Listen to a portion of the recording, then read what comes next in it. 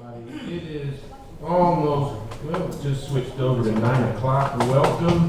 We are here today for our regularly scheduled Commissioners Court meeting for Karnes County, Texas. We do have a quorum present. Let's stand for our prayer and pledge, and we'll get started. Father, we thank you for your love, your grace, and your mercy.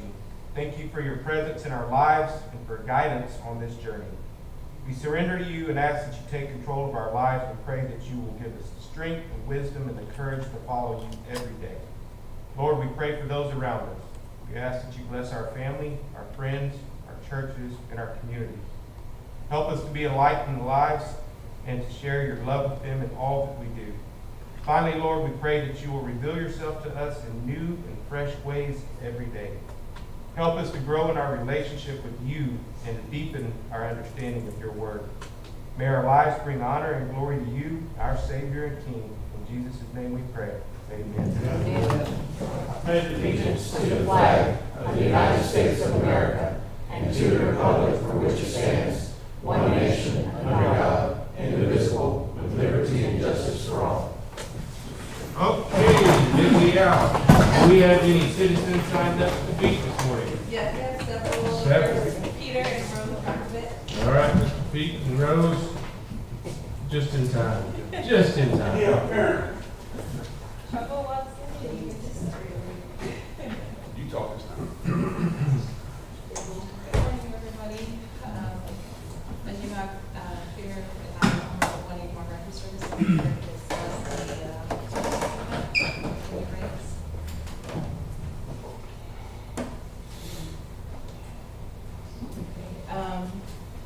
We feel that it should be increased because with the cost of everything right now, insurance is going up tremendously and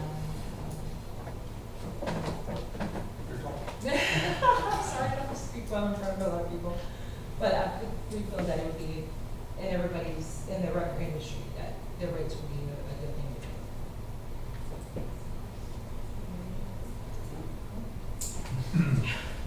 Thank you. Thanks, Rose. Thank you. Bob Alexander. May I have permission to pass this to the judge and commissioner? What you got there? Kind of what I'm going to say. What I'm going to say.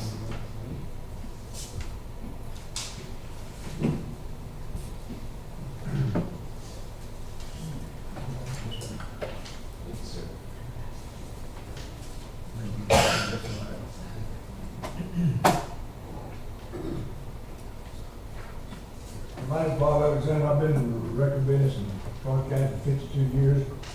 We've evolved from whenever there was an incident, the fastest record got the job, to an agreement that was made 5 years ago. The 4 record services that were in the county then, and the then district county attorney got together and we had several meetings and we made an agreement that works. We would like to keep that agreement. We'd like for y'all to approve the agreement. There's been some suggested modifications to the agreement, especially section 7, paragraphs E and F, that I feel like would make it more burdensome to do what we do. If you will read those, and I'm talking from memory, not, I don't have one in front of me, but they set up a commission or a board that if there's a grievance, that it can be solved, but the way it's written, if we had 20 or 25 record services in the county, I think that would work. But for what we have now, we have 3 record services in the county, we don't need that. And I think it would make it more burdensome. And I also want y'all to understand that we're also regulated by the Texas Department of Licensing and Regulation. You have to have several licenses to be able to do record service. So we're all, not only are we regulated by this agreement that we have with the sheriff, but we have an agreement, and we're forced to follow the guidelines of TDLR. So I would ask that y'all would approve the agreement as submitted by the sheriff. And I appreciate your time. Thank you very much. Thank you, Bob. Any questions? Any others signed up? Bud Ratliff. All right, Mr. Ratman. I think he's with the sheriff. Do you want him to come up and speak now, or is he gonna speak on the agenda item, Sheriff? We can wait till I present it. Okay. And then Sean O'Brien. Go, Brian. Good morning, Judge. Good morning, Commissioners. Excuse my dress. I was working this morning. I already broke a sweat, so I had to come the way I was. I ran out of time last time I came to speak to Commissioners Court, and I just wanted to reiterate a few things. I don't want to sound like I'm beating a dead horse here, but that parking lot project out there at the show barn is really, really weighing heavy on me and my heart, and I just want to clarify a few things. As you know, it's going to take somewhere around $225,000, $250,000 to complete that job up there. At the last Commissioners Court, y'all basically voted to put in the budget $50,000, which is a nice gesture, but it's not going to get the job done. I racked my brain about this and trying to think, why would you not want to do this, since the court knows that the county uses that facility a lot. Now, I know the judge was emphasizing it, it's only one show a year, but no, it isn't. We use it a lot. Not only the county uses it, but they have a lot of big festivities going on out there, and I think this would be a great improvement for the county. I look back and I asked the judge to go back and look at the video, and it said that he would go along with whatever the Commissioners Court agreed to. And that's great, because on the paperwork that we pick up when we walk in here, it says Commissioners Court. It doesn't say Judge's Court, it doesn't say People's Court, whatever, it says Commissioners Court.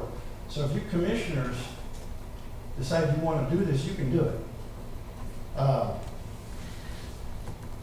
There was a bill, SB 22, that was passed, and in 2024, we received over $500,000 from that. Now, it's kind of called a grant, but it's our money. As long as we ask for it, we can basically get it. The way I understand it, I may be wrong, the way I understand it, it was and is the judge's responsibility to apply for that. Now, for some reason, in 2025, that money went out the window because it wasn't applied for. I don't know why, I don't know what happened, but it didn't get applied for. I would like to make sure that in 2026, we get that money. It's our money. All we gotta do is apply for it. That bill was passed for the purpose of the counties being able to get some of their own money back to do projects like this. Now, when I was on the Commissioner's Court, several of us went up to the state capitol, and the first year we got 15 million back of our own money. That's 3 minutes. Okay. Thank you, Sean. Thank you for your time. Any others signed up to speak this morning? None. All right, item number 6, acknowledge the results from the August 5th, 2025 tax sale. Tammy, come on. Come on up, Tammy.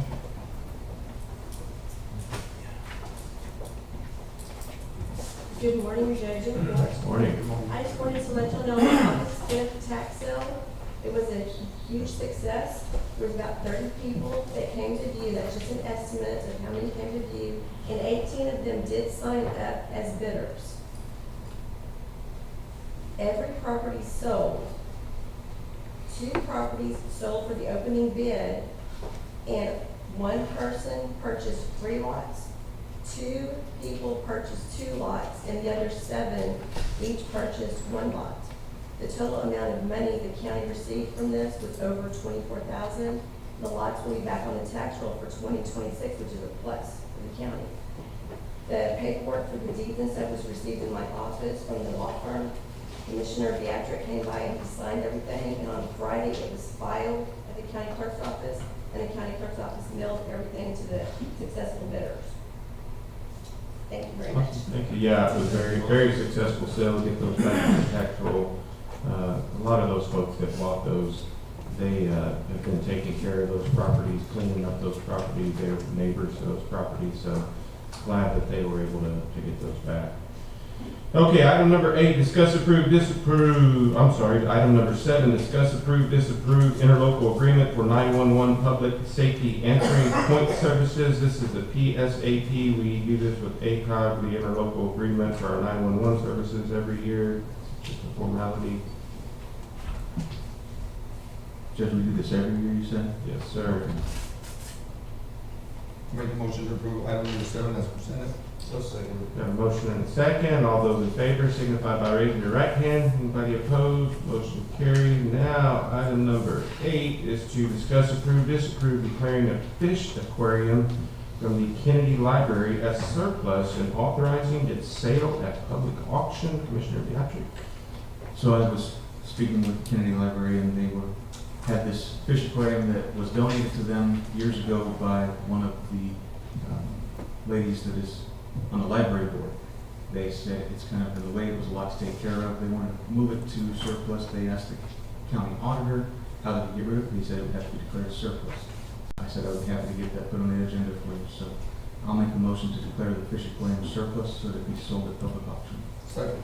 Got a motion and a second. All those in favor signify by raising your right hand. Anybody opposed? Motion carries. Item number 9 is to discuss, approve, disapprove consignment agreement between Karnes County and Alamo Auctioneers and designate county judge as the authorized signer. Commissioner Beatrice.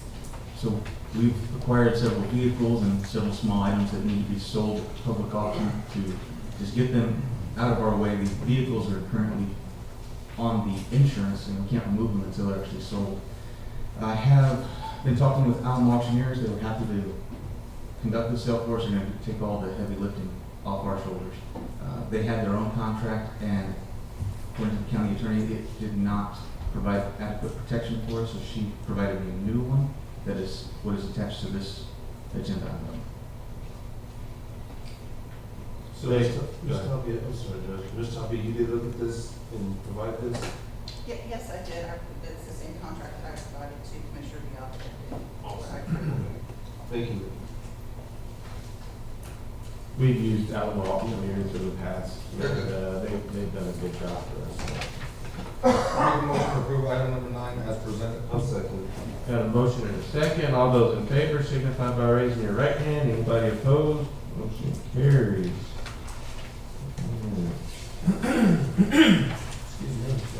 Item number 10, discuss, approve, disapprove declaring 8 Samsung, 4 LG, 2 Motorola, and 1 ZTE, 1 ATT, and 99 Apple cell phones as surplus, authorizing the sale of working units and the disposal of non-functioning units. Commissioner Beatrice. So we previously disposed of lots of old computers and other electronics at the San Antonio River Authority's disposal collection site. These cell phones were in a box in the corner. They retained some value, so decided it would be best to sell them and recapture some of that funds for the county. Most of the phones function. I am going through them currently. I've got about 10 that don't work. I would like to get these authorized so that we can sell them back to the public and they can get use out of them. Making a motion to approve item 10 as presented. Second. Got a motion and a second. All those in favor signify by raising your right hand. Anybody opposed? Motion carries. Item number 11, discuss, approve, disapprove guaranteed maximum price at GMP amendment and supplementary documentation contained therein for the Karnes County EMS Administration and Training Center, and allow the county judge to execute the amendment on behalf of Karnes County. If approved, the date of commencement of work shall be 30 days after the execution of the GMP amendment. Casey. Good morning, Judge and Commissioners. So as a court will recall, last court we discussed and the court approved and accepted rather the guaranteed maximum price proposal from Weaver and Jacobs. So this final step here today before the court is the guaranteed maximum price amendment. So to put it in perspective, the court has an existing EIA agreement, which is a standard form of agreement between owner, Karnes County, and Weaver and Jacobs being the construction manager at risk that was executed back in February of 2025. that document calls out this amendment, if approved, to be the final piece of the project to commence the project and get it into gear. So I'm going to go over the amendment, and also contained in the amendment, it points out two additional documents. The standard AA agreement, which is the general conditions of the contract for construction, as well as the supplementary general conditions for construction.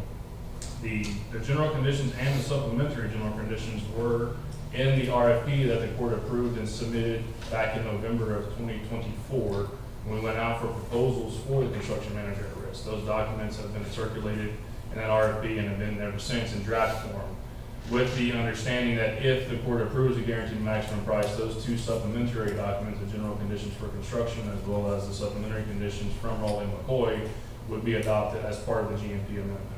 So I'll go through the GMP amendment and just go over the high-level overview. So again, Karnes County EMS Administration and Training Center, project location of 707 West Main Street, Suite C, owner being Karnes County, Texas, construction manager being Weaver and Jacobs Incorporated out of Cuero. The guaranteed maximum price pursuant to the agreement with the owner and construction manager. The agreement to establish the GMP as agreed upon the owner and construction manager. The guaranteed maximum price is an amount that the contract sum shall not exceed. The contract sum consists of the construction manager's fee plus the cost of work, and as that term is defined in Article 6 of this agreement. Furthermore, we have attachment A. So attachment A is what was previously approved by the court, last court, which is an overview of all the allowances, as well as the cost of work, as well as the bond, pre-construction insurance costs, pre-construction services, bonds and insurance, general liability, and construction manager's fee. With the two alternates that were accepted, again, this number is not new information, but the guaranteed maximum price as presented in the agreement before you today is $5,299,374.00. Also, again, I referenced the general conditions for contract for construction as well as the supplementary general conditions. Table of contents for the drawings and the list of drawings as well contained in those two documents, as well as all the itemization of the allowances contained in that guaranteed maximum price, again, which was referred last court session. Two things to note.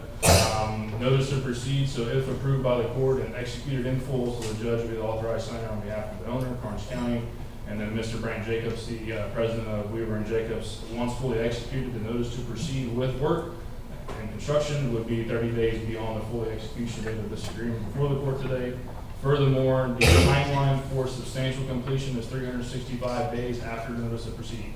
So again, the contract spells out within the general conditions as well as the supplementary conditions, the timeline being the 365 days, not to exceed 365 days. Ms. Tapia has reviewed the guaranteed maximum price amendment as well as the general conditions as well as supplementary conditions, and has no issue with the documents before you today. It was complimentary to the language contained in the supplementary conditions as well. So happy to answer any questions that the board has. Outstanding job, Casey. I don't have any. What was actually amended? I mean, what would be? So we're just amending the standard form of agreement that's already executed with Weaver and Jacobs, which is our reference earlier, between Karnes County, Weaver and Jacobs, that calls out this amendment. So again, we're just amending that contract that requires a guaranteed maximum price to be identified prior and agreed upon prior to commencement of work. So the amendment is just inserting the guaranteed maximum price of $5.299 million into that original contract that was executed when we brought Weaver and Jacobs on as our construction manager at risk. Great question. You bet. Casey, I'm not opposed to training facilities. What I am opposed to is not having boots on the ground and running and Gillette first. And for that reason, I think it ought to be put off until we get the units in running and Gillette. Understood, Commissioner. And I think we had a really good, robust discussion in the budget hearing and workshops related to my official opinion of the department, but I respect your opinion. In my conversations with Casey and with the court, he has multiple times stated that for our department, for our EMS department to grow, this facility is required. And for that reason, I do support building this building. Make a motion to approve item number 11 as presented. I'll I'll second. Got a motion and a second. All those in favor signify by raising your right hand. Anybody opposed? Commissioner Lissy opposed. The motion carries 4-1. Thank you, Court. And Judge, I have the original for you to execute. Perfect. Item number 12, discuss approve, disapprove the payout of any overtime balances as of August 31st, 2025. The amount to be approved on September 9th meeting, the payout date of September 26th payroll. Item. Good morning, everyone. Last year, before we implemented the STEP program, we paid out all overtime so that we would pay them at the lower rate. It also keeps off our liability books, so when the outside auditors come, we don't have that liability on the books. Right now, we're looking at $10,000 or less. We have some people that took overtime this go around. If approved tomorrow, I will send the list out to the departments that do have a little bit of overtime, so maybe it'll be a little less than 10,000. But we didn't want to do all that work and y'all say no, just keep it on the books. Right. Make a motion to approve item 12 as presented.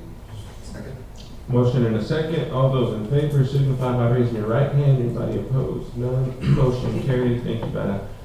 Item number 13, discuss approve, disapprove transferring 1984 Bobcat 863 with a PIN number, product identification number 5026-M-20359, non-working condition to surplus. Is that the burn-up Bobcat that's sitting in the parking lot and has been sitting there forever?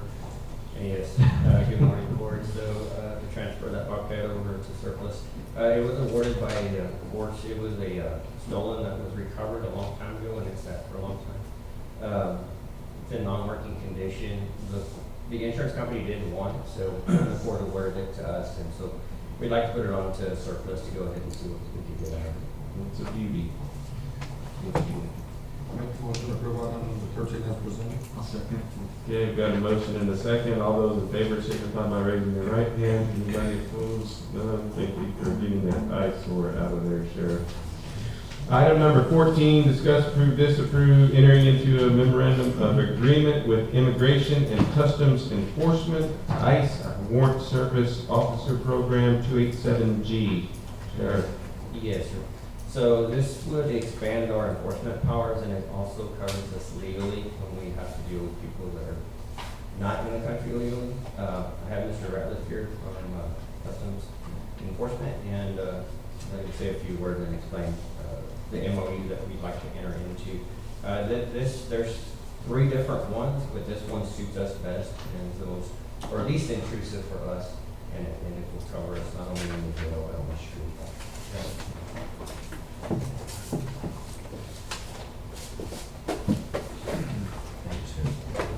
Good morning, Judge. Good morning. Thank y'all for having me. I'm Bud Ratliff. I work with ICE 287G.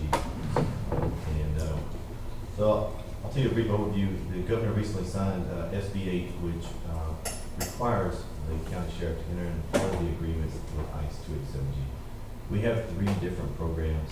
One is called the jail enforcement model, which we credential and give full authority to a designated person working within the jail to process an individual that we may deem amenable to removal that is in the jail. They have to be booked in for a local charge, state charge. They're not out on the street doing any work, but they are a fully credentialed ICE officer inside the jail only. They have no authority outside the jail. The second is the task force model, and the task force model delegates authority to road deputies.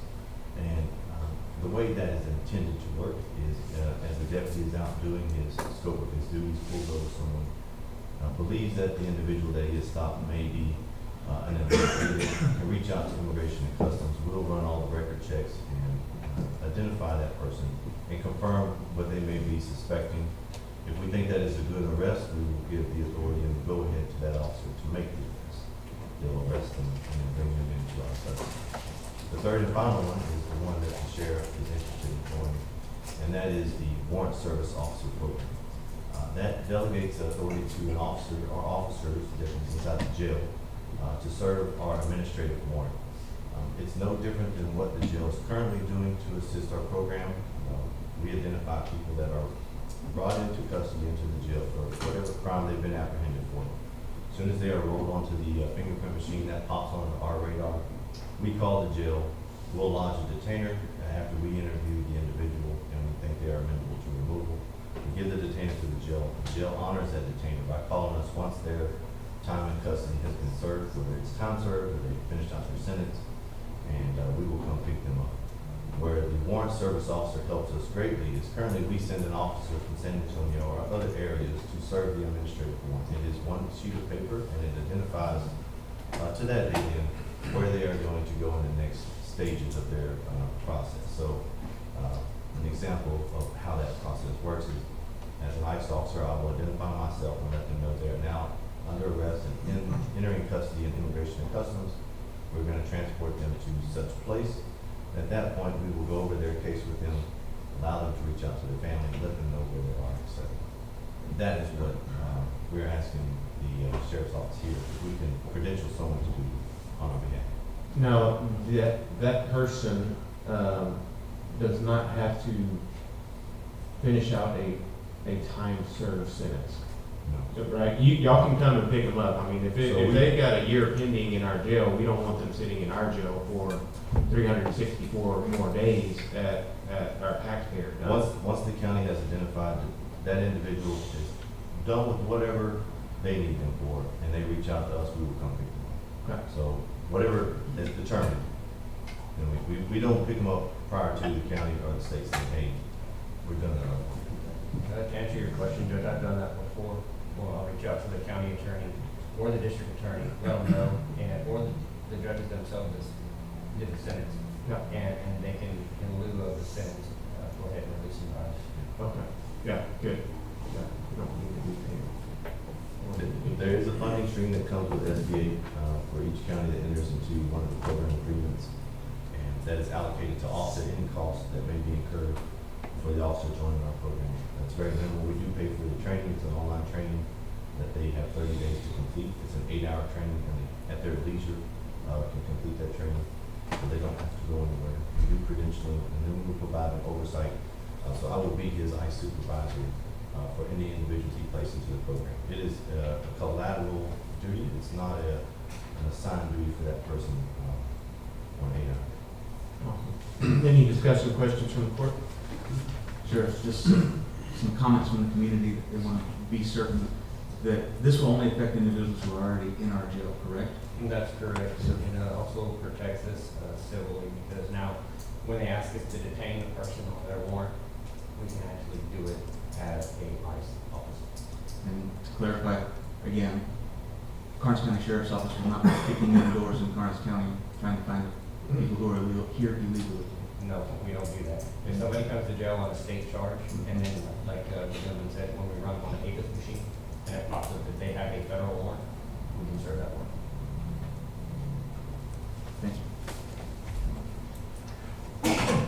So I did review the agreement and I had no changes or additions or anything. There's a motion for item number 15 to approve it. It's presented. 14. 14? Oh, I'm sorry, 14. My apologies. I'll second.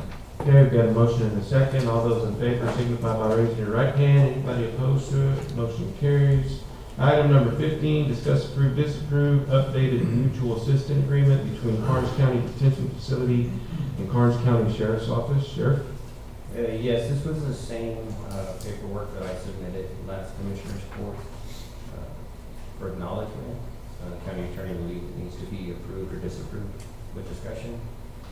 So if there's any discussion, it's the same thing that I submitted last Commissioner's Court, like I said. So it's just same mutual assistance agreement that we've had with GEO forever, and it's just updated as well. County attorney. Yeah, I did review that and approve that. I'll make a motion to approve item 15 presented. I'll second. Motion and a second. All those in favor signify by raising your right hand. Anybody opposed? Motion carries. Item number 16, discuss, approve, disapprove memorandum of understanding, sexual assault abuse prevention and intervention, SAAPI, reporting hotline between Karnes County Detention Facility and Karnes County Sheriff's Office. Sheriff?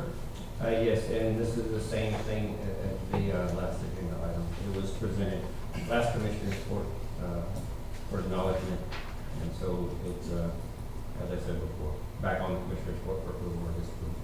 And this is just a memorandum of understanding for sexual assault, abuse prevention, and intervention hotline. OGO. And again, I did review that contract, had no additions or changes. Make a motion to approve item number 16 as presented.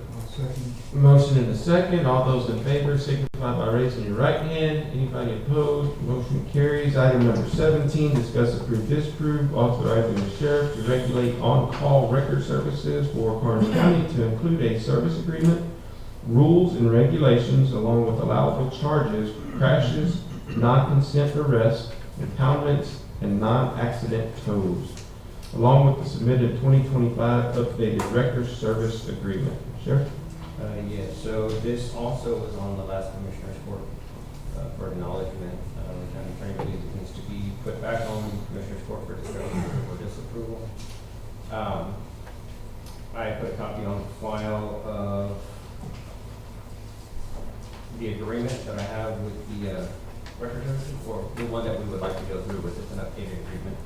Back in 2019, it looks like it was on Commissioner's Court then too, which was just discussed. And then after that, the county attorney and the record services hammered out an agreement, which lasted until now.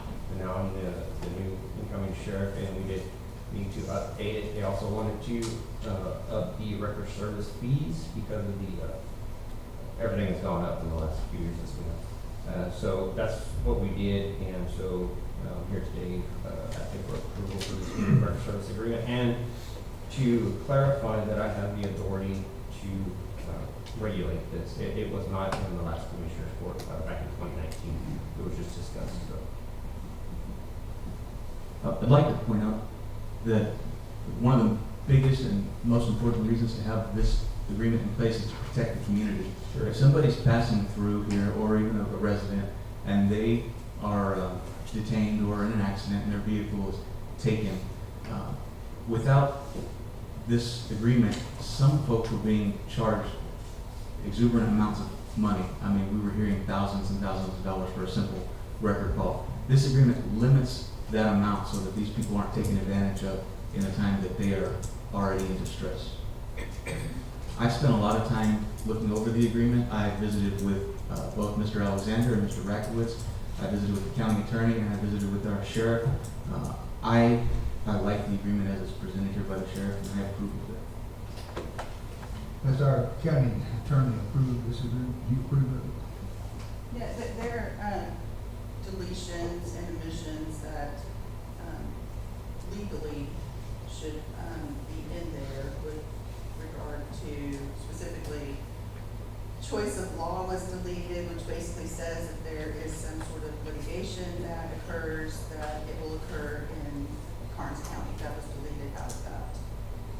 There's a severability clause that was deleted, which states that if for any legal reason any part of this contract is found not enforceable, it doesn't render the whole contract unenforceable. It just renders whatever provision is found to be unenforceable.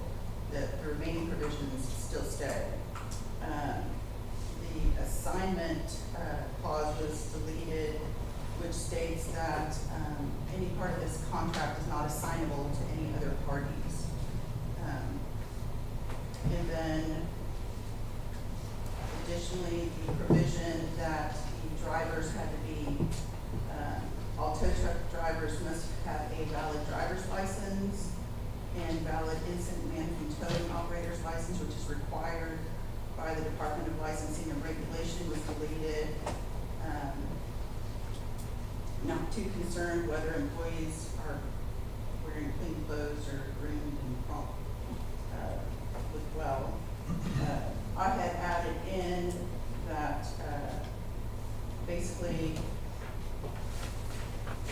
criminal history was supposed to be run by the Sheriff's Department on all tow truck drivers.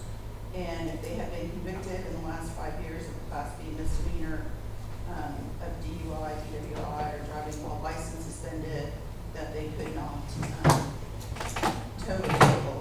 Doesn't mean that record service cannot be in the rotation. It just means that driver cannot go out and do that. And I had also added that if they had been convicted convicted, then you class A misdemeanor, crime of moral turpitude, theft, sexual abuse of a child, public lewdness, or indecency of the child, that they could not go pick up a vehicle for the county. Detention, granted, I mean, there are pickups where there are vehicles just on the side of the highway that have been abandoned that need to be picked up, but the issue is going out to the scene of a wreck, and there are people still there, possibly including children, that basically is trying to protect the county from any liability claims with regard to anything that would happen. And typically, the record services also do the inventory of the vehicles. And again, the concern was if you have someone who's been convicted of theft or anything like that, it's very easy to not properly inventory a vehicle, and then we're looking at missing items that we're going to get asked about. Okay, if I may, Judge. So, maybe we should go over those one by one so I can address them. So, I clearly you haven't worked any wrecks or towed any vehicles. Officers do the inventory, not the record service.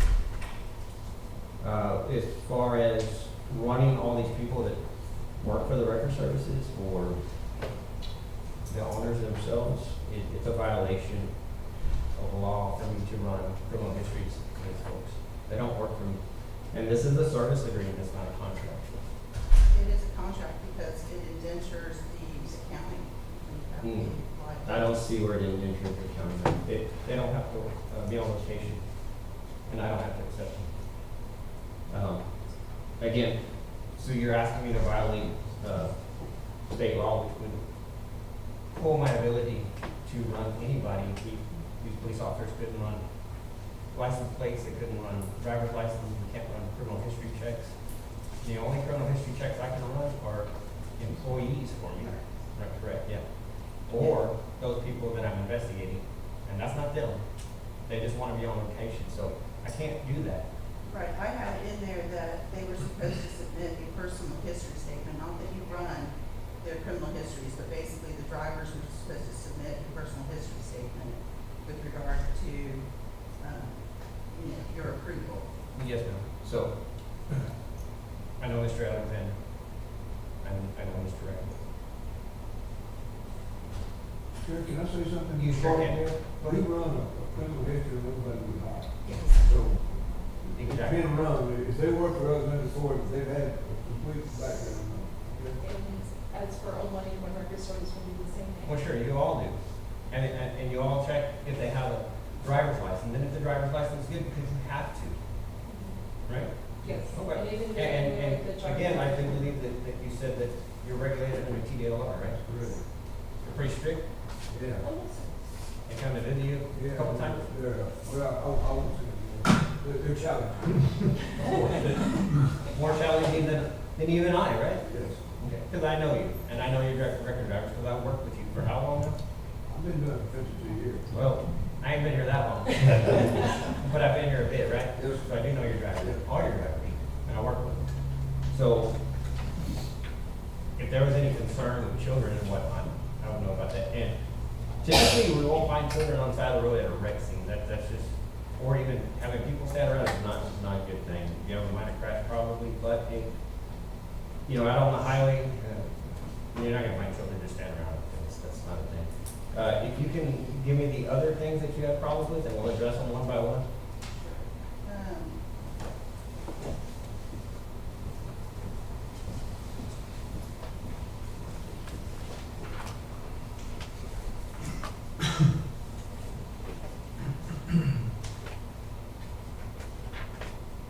The choice of law, where if there is any litigation between the county and the record services, that venue shall be in Karnes County.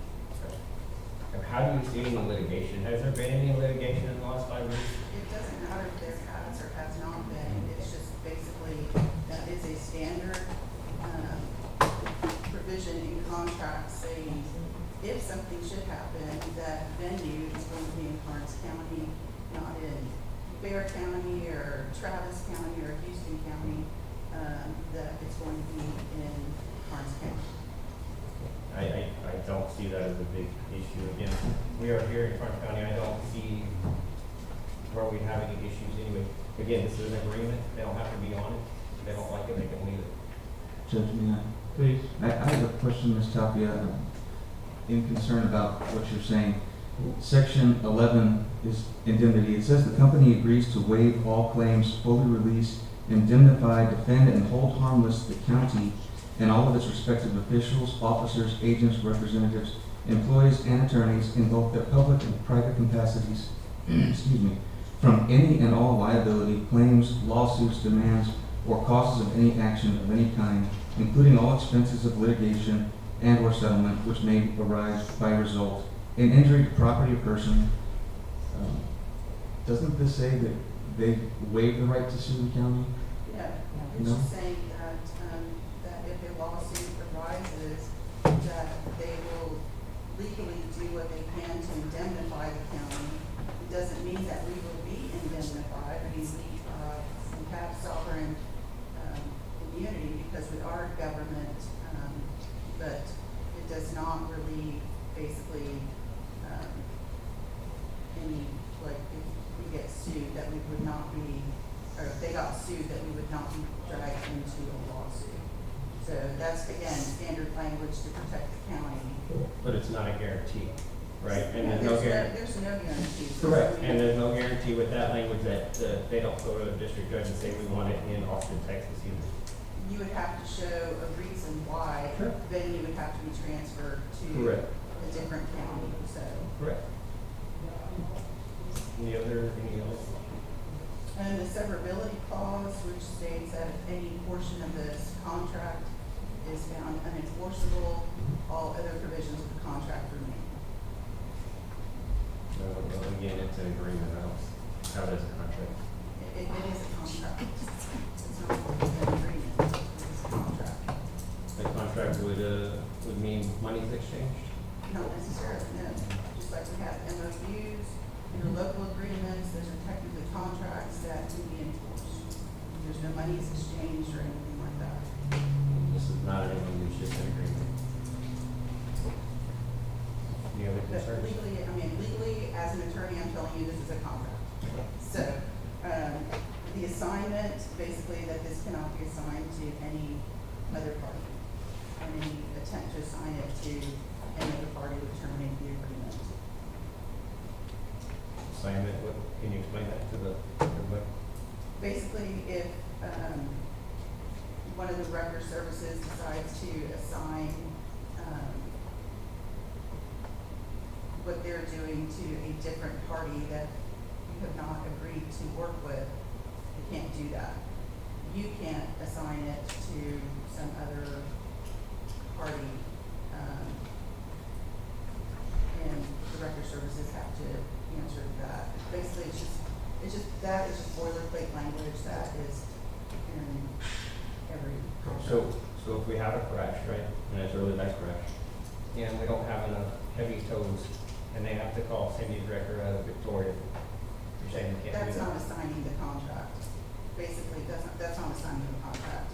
There's a provision in here that does say if, you need to contact other tow services because you don't have the ability, that you can do that. Correct. So Yeah, that's not assigning. That wouldn't cover?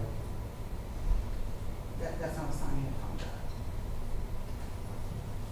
Any other one? That was it. Okay.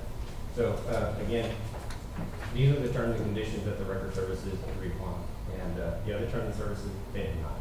So, either we'll have a record service agreement, or we won't.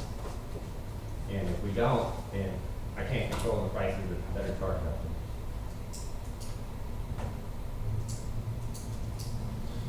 So y'all can, I mean, Ms. Tapia, you're wanting this specific stuff in here to protect the county, correct?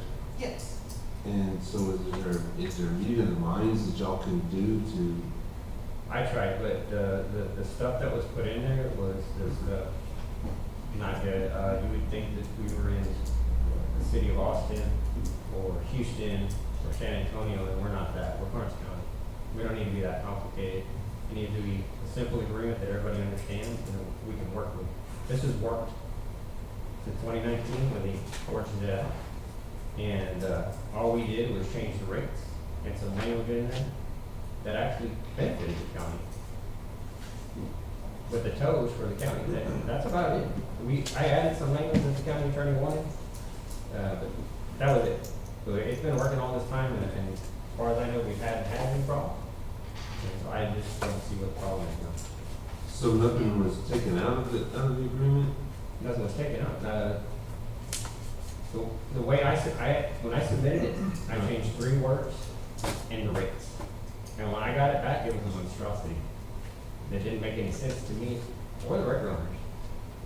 So I tried to leave language in there to suffice for the county attorney, but apparently it's still not up to par for it.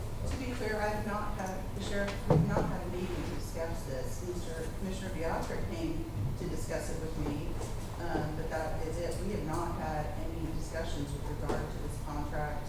Yeah, or we've revisions. had discussions earlier, but When we were first going over it, we did, and we talked about different aspects of it, and then that was the very first time it was on Commissioner's Court, and you pulled it that's correct. because you said that, that we had not had enough time to go over some of these revisions. Yeah, not, that's the way it changed. I mean, it was like, it went from like 3 pages to like a book report, and they weren't gonna sign that. I mean, there should be no issues with regard to contract performance, severability, assignment, those are standard terms, so. Everything that, do you have an attorney, sir? Do you have an attorney? Do you have an attorney? Unfortunately, yes. You do, okay. Everything looked good to them when you have the paperwork? I didn't say that. Well, I'm sure you would, right? So anyways, like I said, we went over it, and those are the changes I made. It's been fine. I did incorporate some of what she wanted, but I could not do the other things. She could, the record services could not do it either. Like I said, there was stuff in there, if somebody came in and wanted to be on the record service, that they could take it to court, and it's just outrageous. So, What was wrong with the one that we had from 2019, and who drew that up? Jennifer Dillingham was your county attorney, and they drew it up, she drew it up with the, And it's worked up until, just fine up until today? Or the expiration of until we need 2 months ago or whatever? Yes, sir. Yeah, that's fine. I just feel like we can vote on it until our county attorney that represents the county approves it. That's just the way I feel. That's her job. You're the sheriff. She's the attorney. I feel like we need to follow her recommendations. And you do understand if we follow the first recommendation that I would have been violating the law. I didn't say in fact y'all can get together and work something out. That's what I think. Excuse me. Go ahead. Some of this is new to me right now. I apologize. I guess I should have went and met with y'all beforehand, but I'm hearing some new stuff here. Correct me if I'm wrong. What I'm hearing is we don't, how long is, first of all, how long is this for? Is this for 30 days, a year? Are we going to renew it every year, 5 years, 10 years? What is this? Does it have? No, it is there unless they come again and ask for a rate change or something. This is why this got brought up to begin Gotcha. with. They asked for a rate change. Okay. And the record service, they're not, Bob, and The contract is fine, we just needed, we signed it, I think, in either 2020 or 2019, because 19 is when it was made in 2020. we haven't had no problems with it, but we, you know, everything's gone up, so we needed the rates to go up. And we wanted to prevent some overcharging, there's some overcharging going on in the county. We want to prevent that. Some of it was really wrong. That's the reason we wanted. Because I think if I remember right, it renews automatically every year. It does, sir. Unless there's a change. Right, or unless you don't want to. We don't want to get out of it, but, so, I couldn't sign it with some of the language that was in it. I didn't think that applied to us. And the sheriff said that we had 20 or 25 records in the county, maybe not. And Mr. Alexander's right. I remember back in the day, when we took vehicles, and I would just call for rotation record. And there was like $25,000 charges on those records, fees. I mean, it was outrageous. And that ended up in civil court, JP courts. I'm in district court. And so that's what this agreement stopped. I'm the one that deals with this every day. I'm the one that's been out there in the field doing it. This is a good agreement. There's nothing wrong with the whole one. They wanted the changes for the record rates to come up a little bit to meet modern day prices. And like Commissioner once said, it's a cap form. That's all this is. So that's all I'm trying to do, is get this done so we can get back to business. Well, I don't want the county to stay without the record service for now. My thoughts of today are, I would be for today, and then I would meet with you and I would meet with Jennifer afterwards. But in my opinion, today would be just to go and pass it, get it all done, and I feel that something on my behalf, I'm only one vote up here, would need to be done. I would meet with you first, then I'll personally bring it back to Commissioner's Court and send it back to the court. But as of for today, I would just be okay with it to get the county, make sure we have records out there and everything. Just to hopefully it makes sense. Ms. Humphrey, you said that this is a contract. What deems it not a contract? In other words, I guess what I'm asking is I'm kind of understanding what Commissioner Rosales is saying. Is there a certain verbiage that goes in there that makes it not a contract? No, it's basically any agreement, meeting of the minds in the four corners of the document. I mean, it's a contract. There's liabilities, there's exposure, there's provisions in here that if they aren't abided by, that expose the county to liability. So is there any way to keep the original one, but come in and add in the things that were taken out? I mean, in order to satisfy what you would need to, what you feel to protect the county, yet then again, for the folks that are out there, be able to say, okay, I understand this, same agreement. Is there a way for us to do that? Yeah, that's essentially what I did when I put this together, was take the contract that was provided to me and I just added in other provisions that I felt that needed to protect the county that weren't in the prior contract. I can't speak for what was done before. I can only speak for going forward and the things that I thought needed to protect the county. And I've sued wrecking companies before, so I mean, it's not something that I'm unfamiliar with. So, but these are, I added in things that I thought that needed to protect the county. So again, Commissioner, yes, she sued record companies, and that's the whole thing. They're here on an agreement, they have their own insurance. If they do something wrong, let's say it was on a car, that car belongs to them. And if they get sued, that's them getting sued.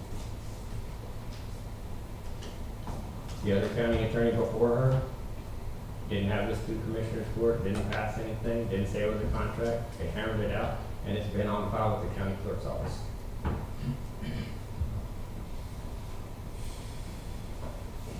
So if we wanted to ensure that we have an agreement in place to protect the citizens of Karnes County, and decide at another time, and amendments need to be made, those amendments could be brought later and attached to this, is that correct, Ms. Duffy? You can make it, yes, you can make agreement amendments to contracts.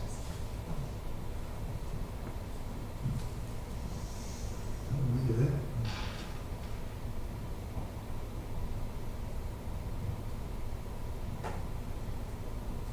What are we on? I already forgot what number we're on. We are on item number 17. I'll make the motion to approve item number 17, as presented today. I will second. Got a motion and a second. All those in favor signify by raising your right hand. Anybody opposed? Commissioner Liskey and Commissioner Fiedler. You mind if I say something? Sure. I'm not opposed to the agreement. It really makes me nervous whenever the county attorney is calling it a contract. I mean, she made a good point, she is an attorney, and you want to share. And so, Correct.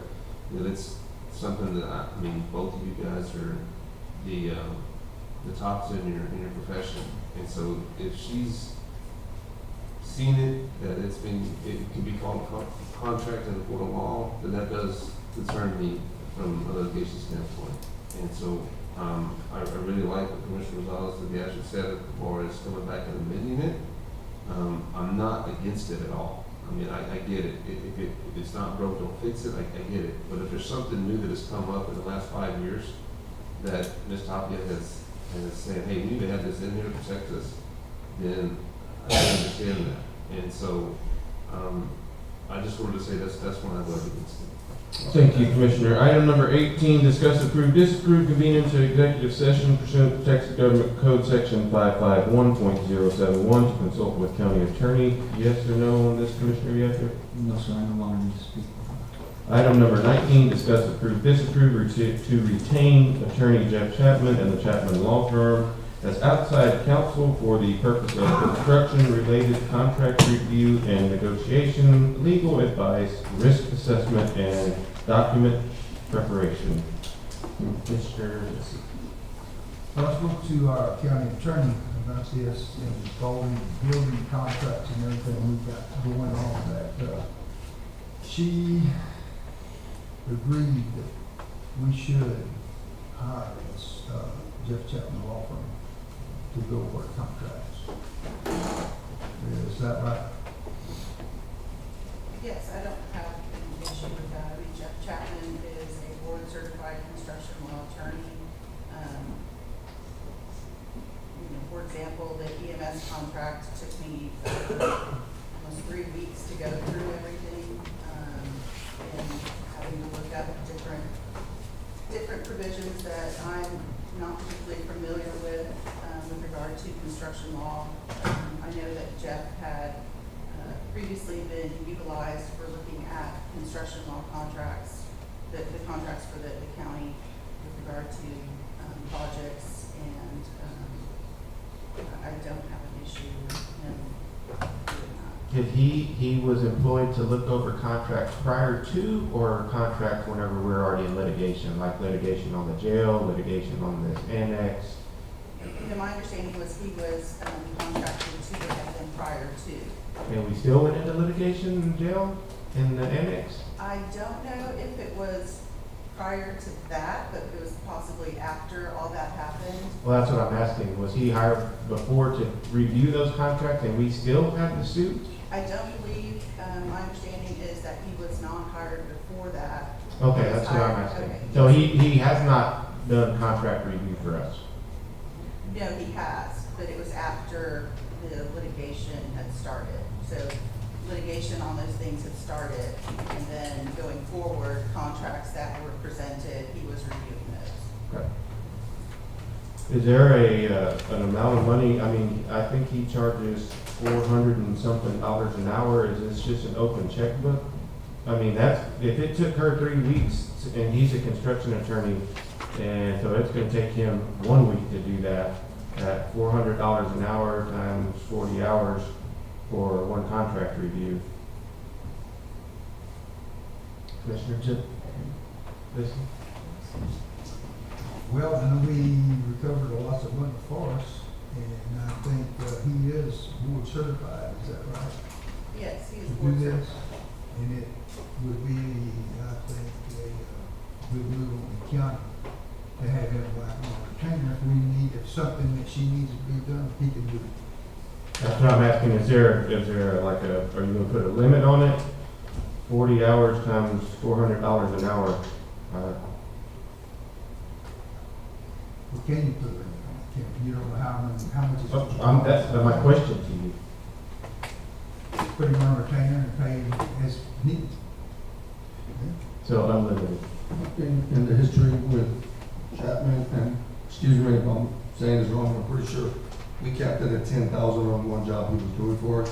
And then whenever he got to that point, we're either gonna let him go or we just approve, we bring him back to court and give him more if we're gonna give him more. But the last time we used him, don't remember when it was, and I've worked, and I apologize, court, I've worked with Chapman for years and years when we first started with the county, but I don't remember at what point he came into these projects. I just don't remember. I was trying to. He was here, I've been here for almost 7 years, and he was here, I had to go and do mediation in Austin with his firm, for, I don't remember, I think that was for the jail litigation that we were involved in at the time, but I know that he was involved in the litigation for this one. You know, were able to recover a little bit of money, not tons of money. He's been here for a long time. He's done a great job, but we do cap it. And I want to say the last time it was 10,000. I could be wrong, but we do put a cap on it. Commissioner Beatrice, I believe you had a comment. We recently went through the budget, excuse me, sir, and correct me if I'm wrong, I don't remember any specific line items that were dedicated for outside counsel. Where would we take these funds out of? Commissioner Listen. Okay. We have an assistant county attorney, is that not something that Abby looks over? No. So, as far as community reaching out to me on matters like this, they've said before, we have a county attorney, we have an assistant county attorney, why do we need to hire somebody outside? And I understand the need when it comes to something complex that's outside of what Ms. Tapley normally deals with. And I would be okay with, you know, employing outside counsel if Ms. Tapley has already looked at these contracts and said, I think I need an outside opinion. But I don't want to go to another law firm right away. I think that's dangerous for us. We're going to go down a slippery slope. We're going to start spending more money that needs to be spent, and we don't need to be avoiding going directly to our county attorney first. That wouldn't happen. You just hired like on a retainer, would that be right? If you hire an attorney on a retainer, yes, and then you'd be submitting whatever, like, here, look at this, it's not gonna be, like every single thing. It would just be, okay, look, has some things in there that we need another opinion on, so. Is there a policy in place that would prevent myself or anyone else in the county from going directly to Mr. Chapman if we hired him on retainer? I would like to have a policy in place that said that would be only after recommended by the county attorney that we seek outside counsel.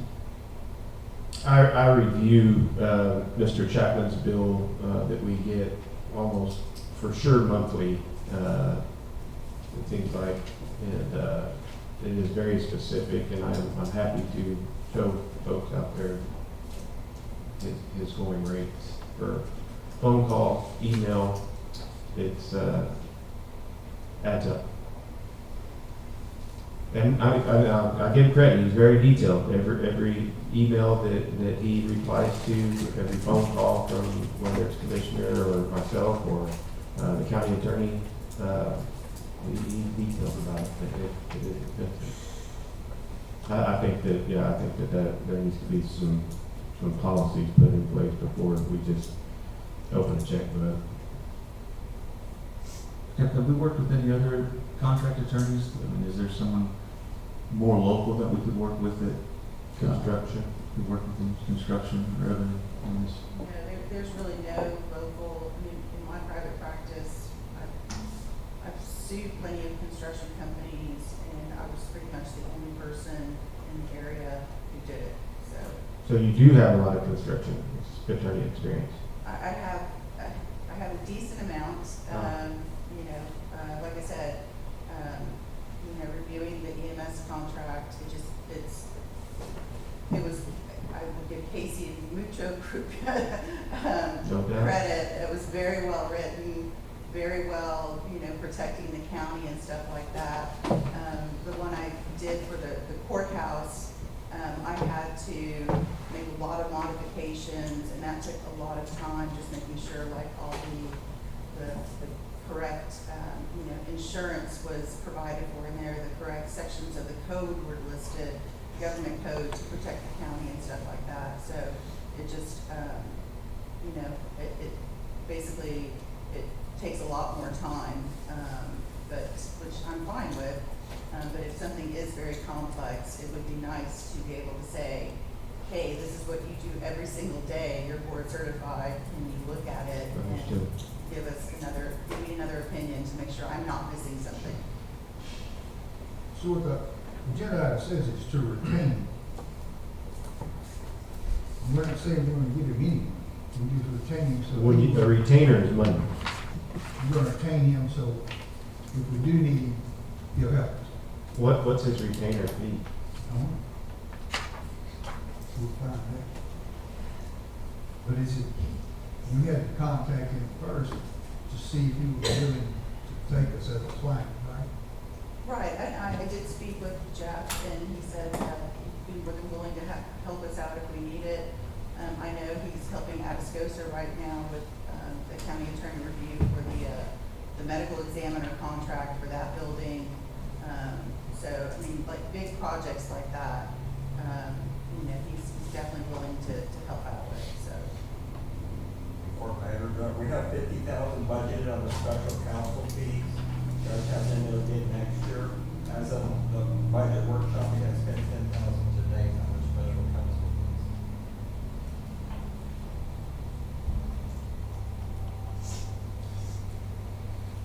So do we need to go back and reword this? I mean, does this need to be reworded to have a dollar amount? I mean, I think that would be wise to do that, but.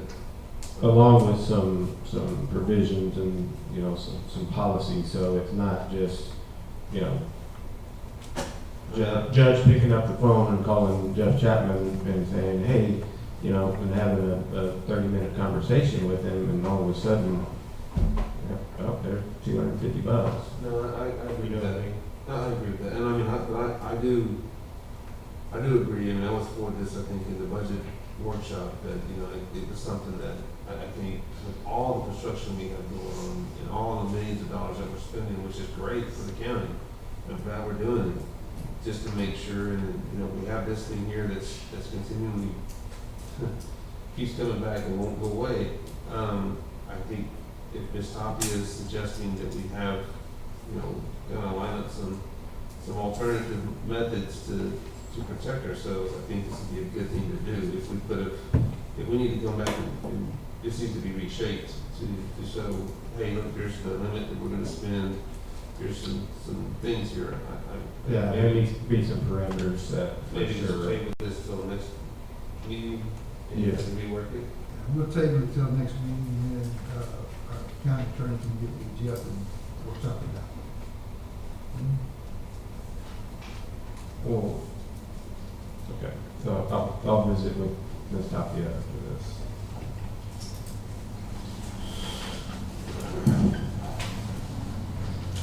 Item number 20, acknowledge the 81st and 218th Judicial District CSCD Adult Probation Proposed Budget Meeting for the fiscal year 26-27 biennium that's being filed with a Commissioners Court within the CSCD's Judicial District, Karnes County, in accordance with Local Government Code, Section 140.004, final year requirement, District Judge 2 approval of the CSCD's biennium budget. The meeting will be held on 8/22/2025 at 11 a.m. in the Frio County District Courtroom.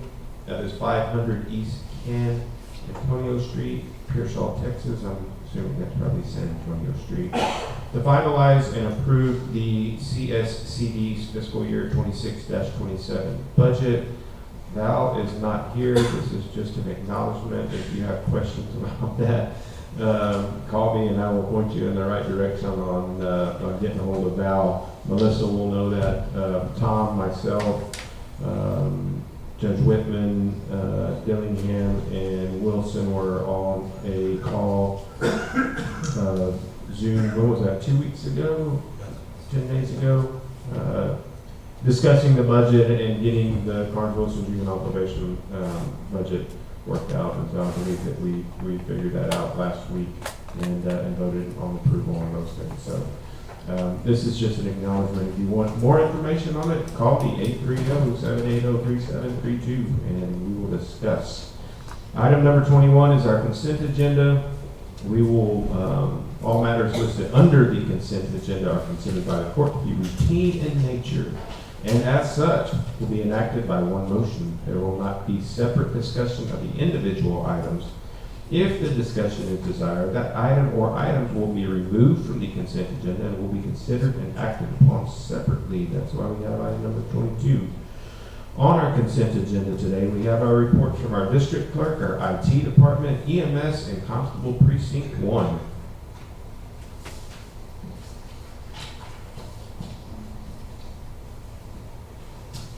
Make a motion to approve the consent agenda as provided.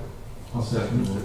Got a motion and a second. All those in favor signify by raising your right hand. Anybody opposed? Motion carries. Do we need to discuss any items from the consent agenda to be considered and acted on?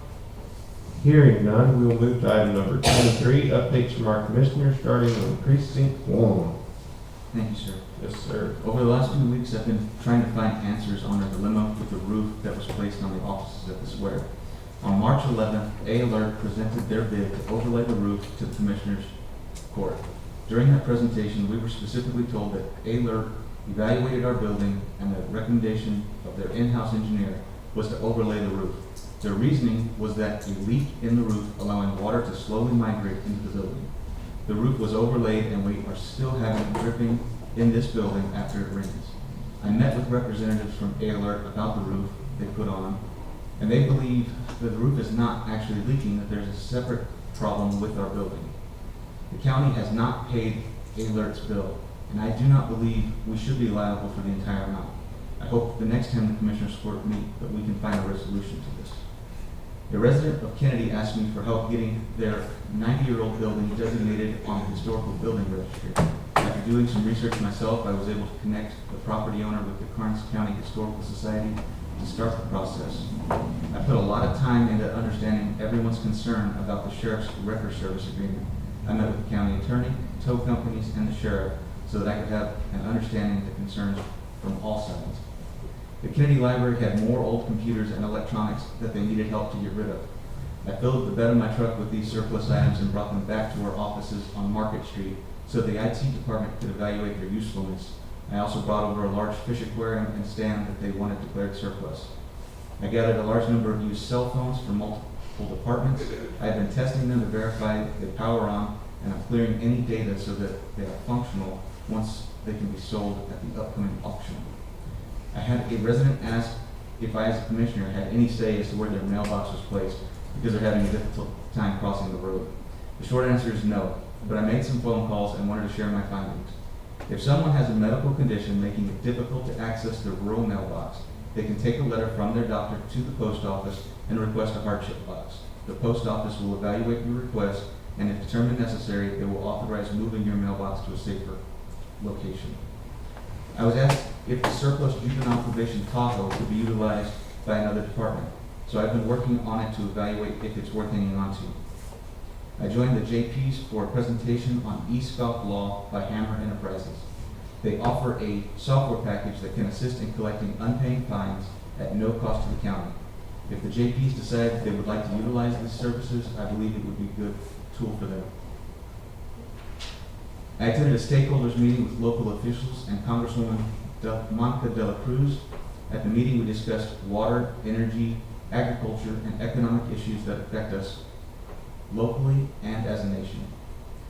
EMS Chief Ibram and I met with our civil engineer and Kennedy's Public Works Department about the EMS training and admin building project. Our engineer advised that the sewer main that runs under our property will need to be abandoned or relocated. The cost to relocate this line has already been factored into the building plans, but we were hoping that it would not be necessary. We discussed options with the city, and they are going to evaluate and report back to us. I will be attending a virtual legislative conference the rest of this week. I will be around my office, but unavailable for most of the time. County offices will be closed Monday, September 1st for Labor Day, so the county will be hosting the next food bank distribution on Tuesday, September 2nd at the Karnes County Youth Showgrounds. That's all I have, sir. Thank you, Commissioner. Commissioner Precinct 2. Okay, first thing, I'd like to thank all the county employees for all the good and hard work that they do.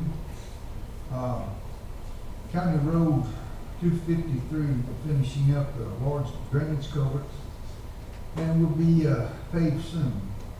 Also met with a citizen about drainage on 253, and everything was resolved. County Road 254, also met with a citizen about the draining, and everything was resolved about it. And it took a little while, but we finally came to an agreement, and everybody was happy about it. County Road 207 is preparing to be striped and pave driveways and do some minor touch-ups. County Road and Bridge Engineer and I met with a citizen on 207 about a culvert that was there, and we will be monitoring the conditions and be back with them on that. County Roads 256 and 228 are being patched. County Road 377 in Hobson will be overlaid this week. County Road KDM Lane will be mowed this week. County Road 220 is finished, and Road and Bridge did a great job. Had lots of compliments on it. Did a good job. Been in contact with State Representative Ryan Gian's office about State Highway 791.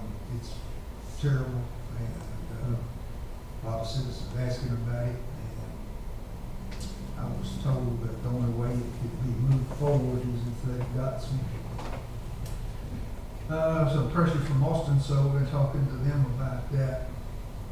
Also talking to Representative Gian's office about moving the radioactivity tailings from DeWitt County to Karnes County, and mostly it's concerning the truck routes take. Fordham Courthouse repair, FPC, their architects. It's a design construction, and contracts for design are being finalized, and work will be shortly. Precinct 2 Service Center is waiting for the geotech reports, and as soon as they get back, be ready for the architects to start slab design. And Fall City Parish Picnic will be held this weekend at Fall City. Everybody attend if you can. Be good food, good entertainment. And in closing, God bless America, and thank you. Mr. Gonzalez. County Road 360 and 400 still under construction. 289 is being bladed. Shredding continues throughout Precinct 3. Met with several constituents, and we resolved their concerns. Besides that, I don't have any report today. Thank you, Commissioner Buford.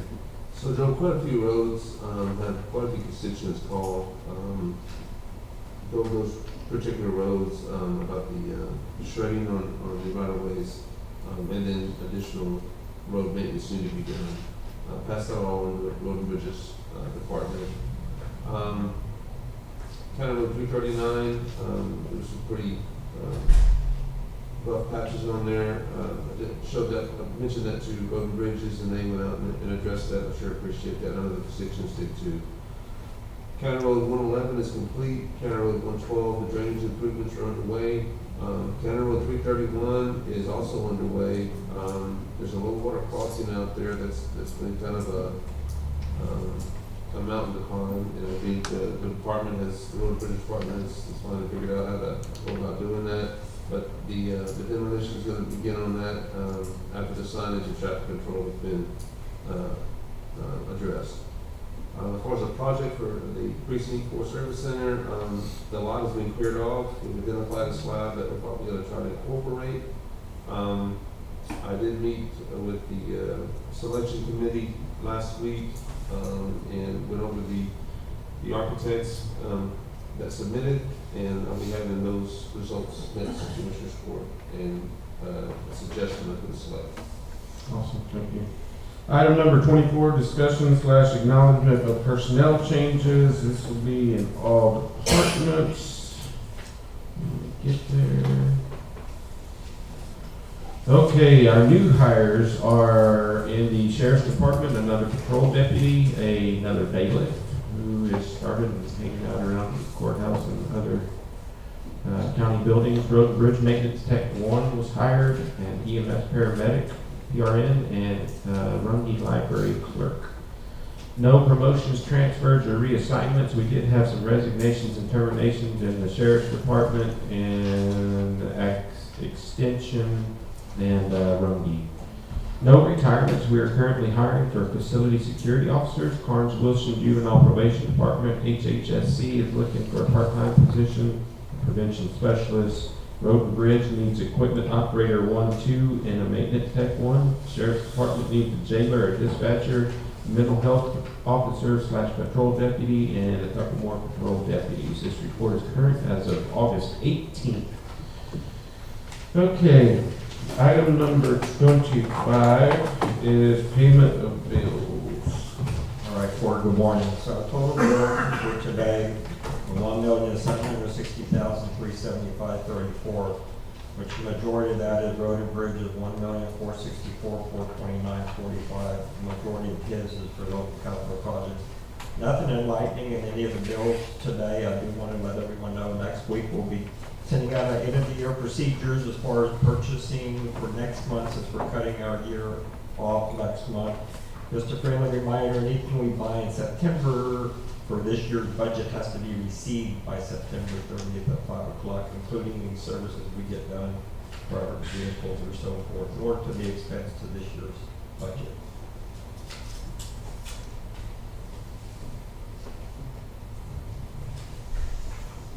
Does it make you motion to pay the bills? Motion and second, any discussion?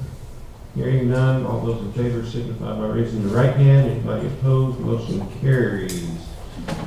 Item number 26, acknowledge Commissioners Court will meet on September 9th, 2025 at 9 a.m. in the Karnes County Historic Courtroom located at 101 North Pan Maria Avenue, Suite 200, Karnes City, Texas. Touching on what Tom said before item number 27, September 1, our new hosting deadline comes into effect. Michelle has sent that out to all departments. It is no longer 72 hours, so I can't, utilize the weekend. It is the business day model now, 3 business days. So I'm asking all department heads and elected officials going forward, make sure that you abide by that. There is a very strict deadline to get items put on the agenda.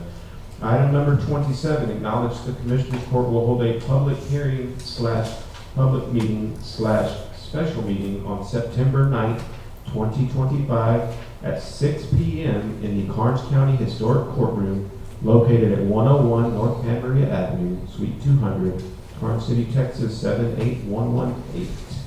Item number 28, need a motion to adjourn. I'll move to adjourn.